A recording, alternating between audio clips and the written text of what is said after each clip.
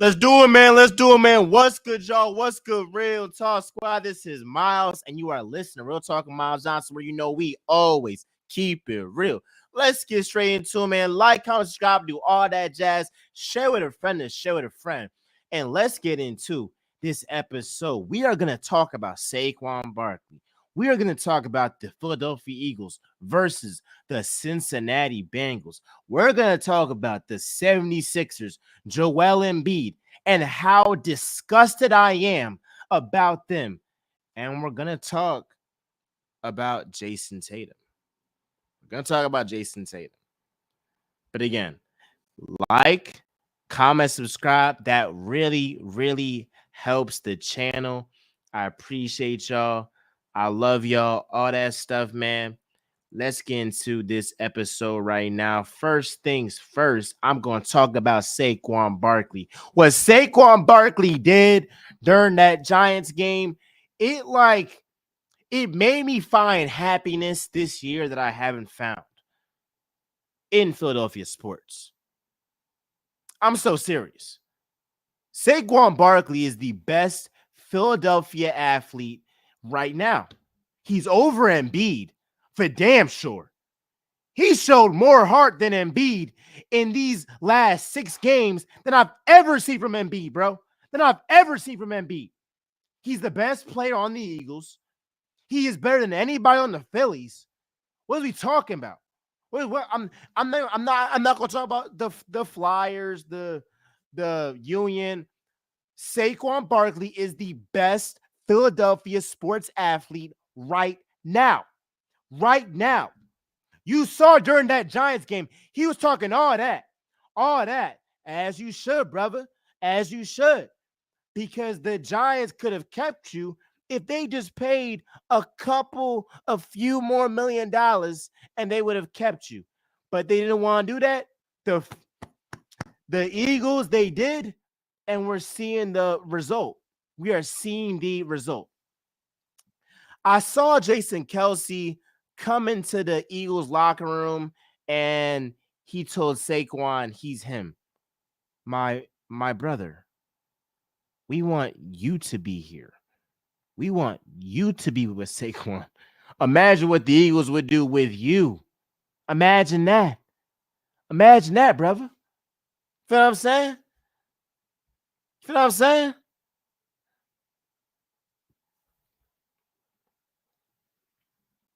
Saquon Barkley is a cheat code. He really is, though. He really is. I see y'all on Instagram talking about, bro, about to post this. Of course I am. I'm going to clip it. I'm going to post it. And that's what it's going to be. That is what it's going to be. Saquon Barkley is the best Philadelphia sports athlete right now. It's not even a debate. And we're going to talk about Embiid a little bit later, but let's just talk about this Eagles team right now. Let's talk about Jalen Hurts real quick. Let's talk about my man, Jalen Hurts. What gets me the most upset with the Jalen Hurts slander is the fact that y'all always move the goalpost every single time. So in the beginning of this season, the narrative was Jalen Hurts is holding this team back. His turnovers are the problem. And now we're seeing that the guy isn't turning the ball over when, in fact, y'all's favorite quarterbacks, whether it's Patrick Mahomes, Jordan Love, Brock Purdy, Dak Prescott, Sam Darnold, etc., all of them have more interceptions than him. But now, because he's not turning the ball over, now the conversation is, well, he doesn't have a lot of passing yards. Why y'all always move to the next thing with Jalen Hurts? Why can't it just be like, wasn't the whole thing he doesn't turn over the ball? Or the whole thing was he turns over the ball? The whole thing was they losing. The whole thing was he's holding this team back. And then we're seeing a guy who's top 8 in QBR and is a guy who's flat out balling. You're talking about a guy with 11 total touchdowns and 4 picks. What is we talking about? But we see the narratives. We see what y'all try to do. And I'm not going to let y'all do that. If there's one channel that's going to defend this guy every single time, like my life depends on it, it's going to be Real Talk with MJ. It's going to be Real Talk with MJ. Because I believe him, bro. I do. Now, when I say that I believe in Jalen Hurts, that does not mean that he doesn't have stuff that he should work on. Does he read the field the best? No, he does not.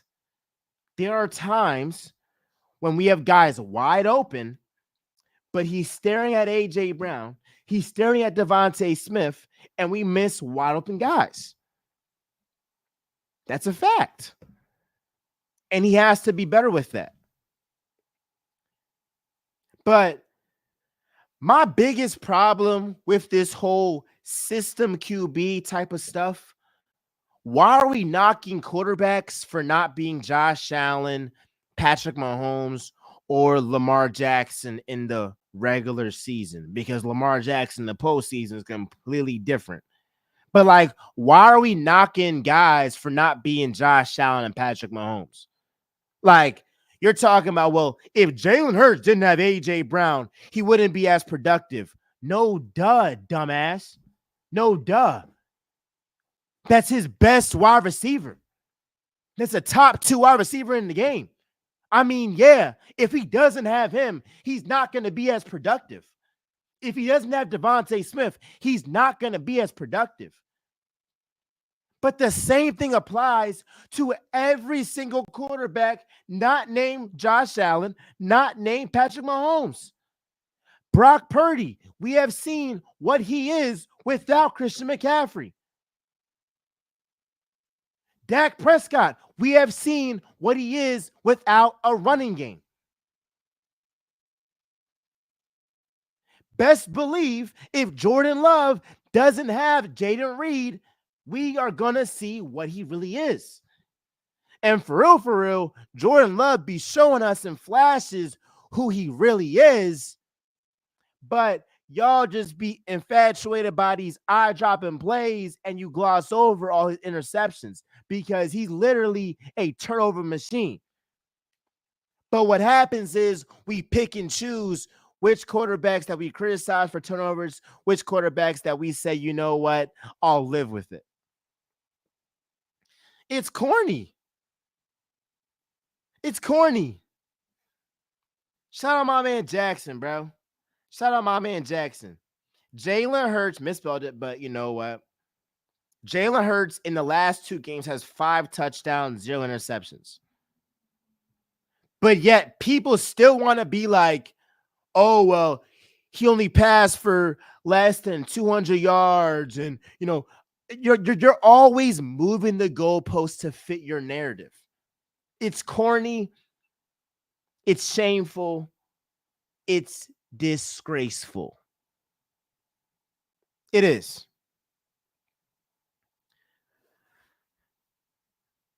I agree.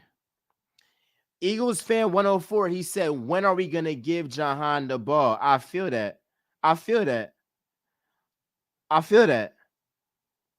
I'm not mad at you for that. I feel that. I do want Jahan. I want Jahan to get the ball. And that goes back to my criticism of Jalen Hurts. The fact that he needs to see the field better.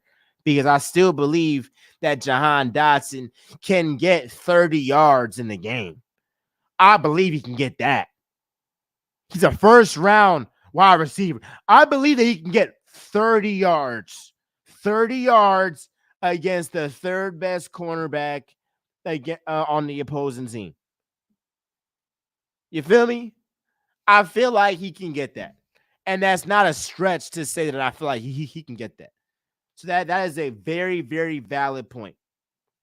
Shout out my man Open Gym. Shout out my freaking man AB. Yes, bro. I had to get diced up. I'm going to Morehouse Homecoming.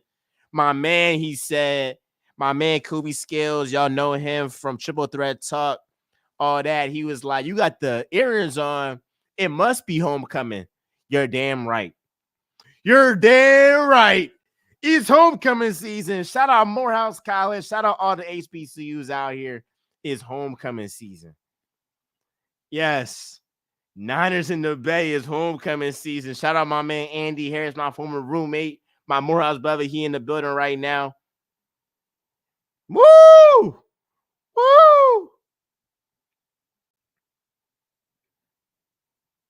All right, here we go.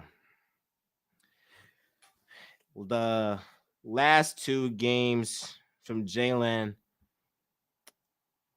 The last two games were good by Jalen. I see the effort to progress and get better. The next phase is to get him better reading the field. I completely agree. I completely agree. I'm not going to debate that. I completely agree. I'm not going to put Jalen Hurts on the pedestal of Josh Allen and Patrick Mahomes. I'm not going to do that. I'm not going to do that. But what I am going to say is out of the A-, B+ quarterbacks in this league, whether it's Jordan Love or Dak Prescott or Brock Purdy, whoever it is, whoever that you want to say is that like that tier right below Mahomes and Josh Allen and Lamar Jackson, I'm putting Jalen Hurts at the top of that jump. I'm putting Hurts at the top of that jump. For sure. For sure. I love this comment right here. MJ, should we trade for Myles Garrett or keep Bryce Huff? He has been getting better. Bryce Huff has been getting better. He has been getting better. But the thing is, Bryce Huff has been snapping against Daniel Jones, against Deshaun Watson. We have to see him snap against a guy like Joe Burrow. We do. But if the Cleveland Browns are out here shopping Myles Garrett, I'm saying Howie Roseman, get on the phone and make the trade for the man. I don't care if it takes a first-round pick. Well, that's a given. If it takes 2 first-round picks, I don't care. The Eagles are in win-now mode. The NFC is wide open. The 49ers are cooked. The Cowboys are cooked. The Packers aren't that good, but everybody seems to praise them and say that they're a contender when the Eagles beat them week 1. Yes, the Lions are very, very prolific, but they just lost their top 2 best player. Probably their best player, Aiden Hutchinson. So this NFC is wide open, dog. The Buccaneers, they lost Chris Godwin, Mike Evans. I mean, what are we talking about? The Falcons ain't nothing. If Saquon Barkley makes that catch, we're talking about a team that is 4-1. Wait, 5-1. 5-1. You feel what I'm saying? I'll take a little bit more. Wow. Should the Eagles trade for Budda Baker? No. I like Reed Blankenship. I like C.J. Gardner-Johnson. I like Sidney Brown. I'm cool off trading, getting an old guy. Aloha from Hawaii. What's up? What's up? Shout out, man. Leave a like, comment, subscribe, man. I really love y'all, man. I love y'all. I appreciate y'all and all that, man. All y'all on Instagram, go to Facebook. Go to Facebook. Heck no. Go to YouTube. Go to YouTube. Like, comment, subscribe, all that, man. Show some love. I appreciate y'all. All right. Last thing on Saquon Barkley, I'm going to talk about him. I'm going to get to this little Bengals-Eagles preview, then go to the Sixers disappointment. What Saquon Barkley did by talking trash to all those Giants players, it was masterful. Like, it made me just be like, thank you that we have a Philadelphia sports athlete that really got that dog in him and really is a real teammate, because Saquon Barkley could have got his career high in rushing. It was only 13 yards, and he was averaging 10 yards a pop. He could have got that really on one snap, for real, 2 minimum, 2 max, for real, 2 max. But ultimately, Saquon Barkley is everything that the doctor ordered for the Philadelphia Eagles. But the crazy thing is, this Philadelphia Eagles offense hasn't reached their peak, hasn't reached their potential in the slightest bit. And that should scare the league. Because and it's a big if, I'm being objective, it's a big if, but if this Eagles offense ends up clicking on all cylinders with the passing game and the running game and limiting turnovers, we're talking about the best offense in the NFL, top three at worst. Top three at worst. And they should be top three, for real, for real. They should have been top three. But as of right now, if we're keeping it a stack, if we're keeping it a bean, if we're keeping it real, this Eagles defense has played better than the Eagles offense. Given the weapons on this Eagles offense, given the weapons, the defense has overperformed based on the talent they have on that side of the field. I completely agree with that. Completely agree with that. We're talking about an Eagles defense that is top 2 in red zone defense. And we saw that off rip in Brazil when, let's keep it a bean, Jalen Hurts was turned over the ball. He put us in a bad position. We was in the red zone multiple times defending. And what happened? The Eagles defense showed up and they went ahead and limited the Packers to field goals. And that's why we won that game, because the Eagles defense didn't give up touchdowns. So now we're talking about an Eagles defense that the past 2 weeks hasn't given up a touchdown. A touchdown. I know that is Deshaun Watson. I know that it is Daniel Jones. But these are NFL players. Not giving up a touchdown is very, very impressive. Nolan Smith, I'm very, very impressed. Bryce Huff, I see him improving ever since he changed that stance. Nakobe Dean had his best game of his career. Best game of his career against the Giants. Zach Bond has been a revelation. Jordan Davis, I still want to see more, but I'll take it. Jalen Carter, when he's on, he's on. Oh my gosh. He is on. He is freaking on. And this secondary, when Cooper DeJean got in this secondary, oh my gosh, it's a different unit, y'all.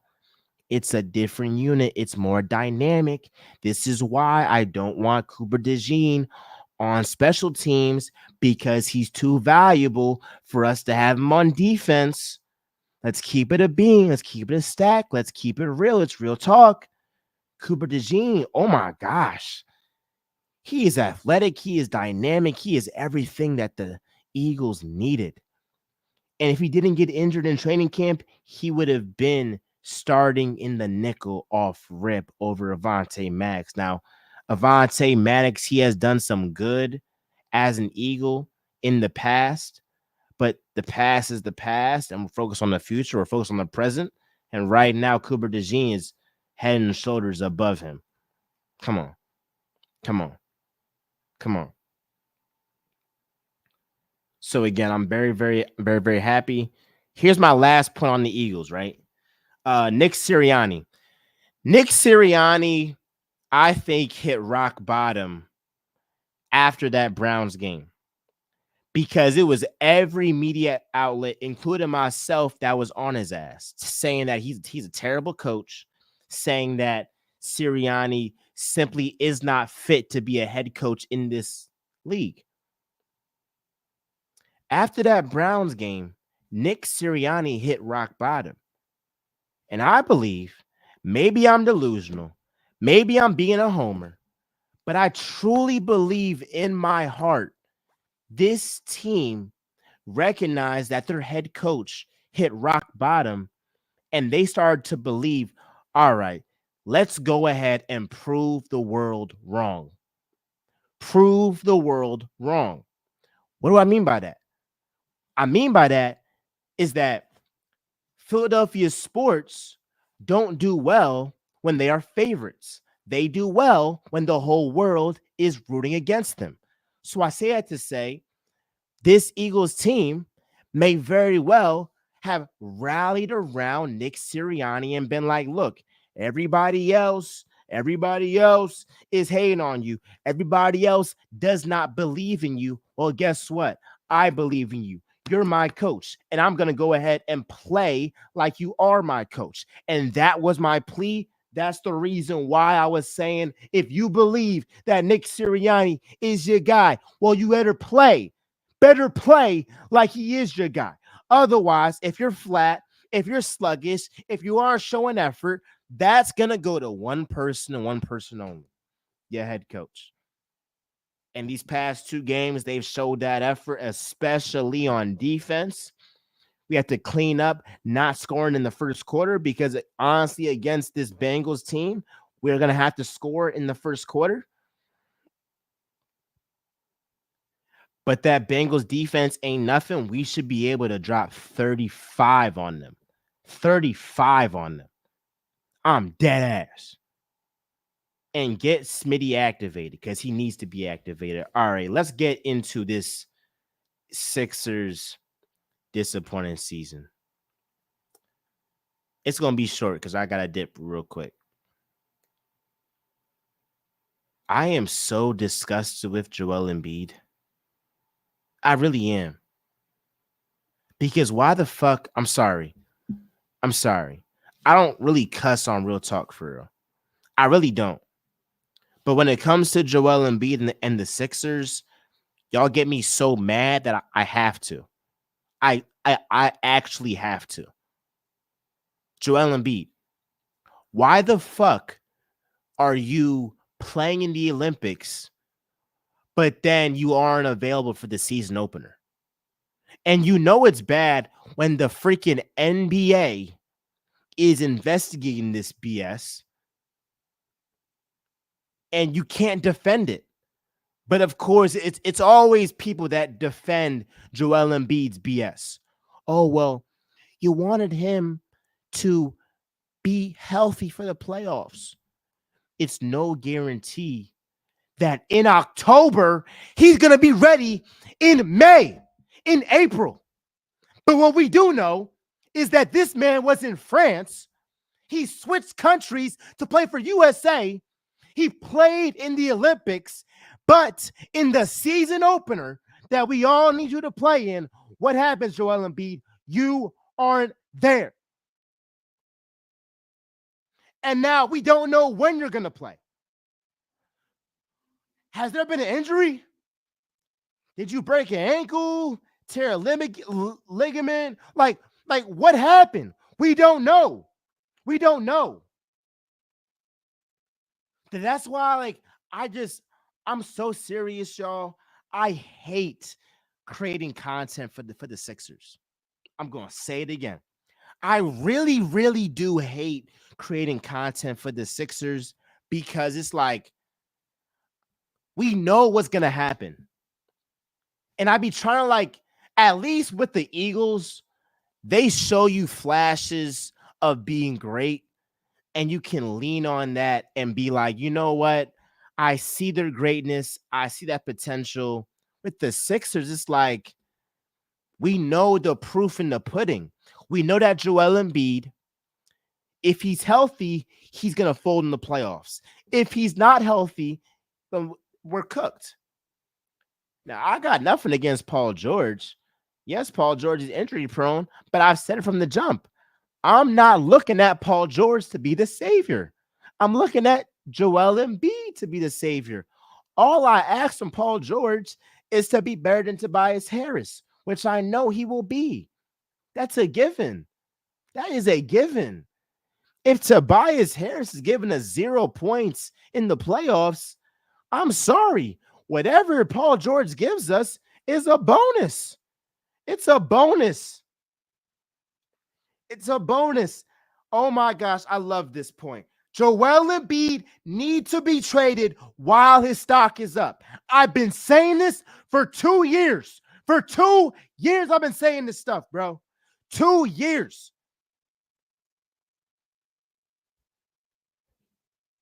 This is my last point. How old is Joel Embiid? Joel Embiid is 30 years old. Do you really think that he's going to be healthy and be in his prime for longer than 2 years? Hell no. Do you think in 2 years the Sixers have a realistic chance to win a championship? Hell no. Trade the man and build around Tyrese Maxey. Build around him. And I feel bad for Tyrese Maxey because he has a teammate like Joel Embiid that simply is not ready for prime time. He is not, dog. He is not. I'm getting tired of this stuff. What the hell do you do in the postseason? I mean, in the offseason? Like, Joel Embiid, what do you do in the offseason? Please tell me. Please tell me. Because I look at this stuff, I'm like, what the hell are you doing?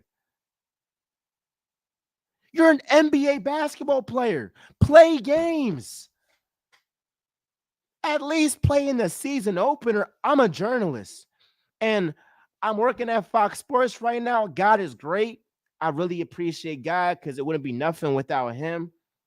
But I'm looking at this stuff. I'm like, yo, like ESPN paid a lot of money to get those NBA rights. A whole lot of money.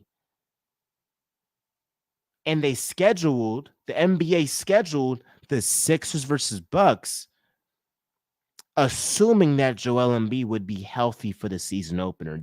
The fact that he's not is why there is an investigation. At the end of the day, you have to play games. You have to play games. I'm not expecting Joel Embiid to play 82 games. I'm not saying that. But I'm like, damn, you was just in the Olympics, my guy. You was just there. So what happened between the Olympics and now that forces you to be out?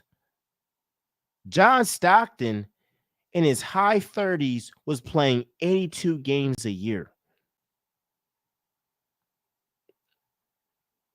What the hell are you doing? I am done with him. I am flat out done with him, bro. And somebody said, I thought y'all was winning it all. You jumped off that bandwagon quick. Knicks in 5. Bro, the Knicks aren't shit.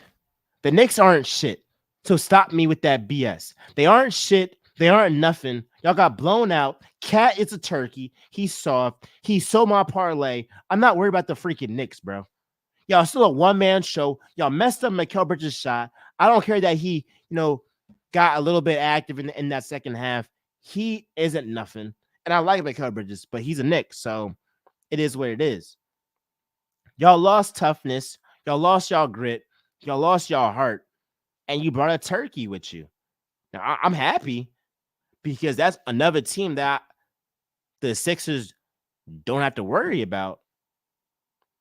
But the only teams that the Sixers should be worried about are the Bucks and the Celtics. Because I don't care who is coaching the Bucks. As long as Giannis is in the picture, what is we talking about? What are we talking about? So again, like, comment, subscribe. Please subscribe. Please like. Please comment. Please share with a friend. I love y'all, man. I appreciate y'all, man. And look, it's Eagles talk. It's Eagles versus Bengals talk. It's Saquon Barkley talk. It's the 76ers talk. It's Joel Embiid talk. Hell, it's real talk. Show some love. Share with a friend and share with a friend. I love y'all. I appreciate y'all. Real talk. We out. Let's get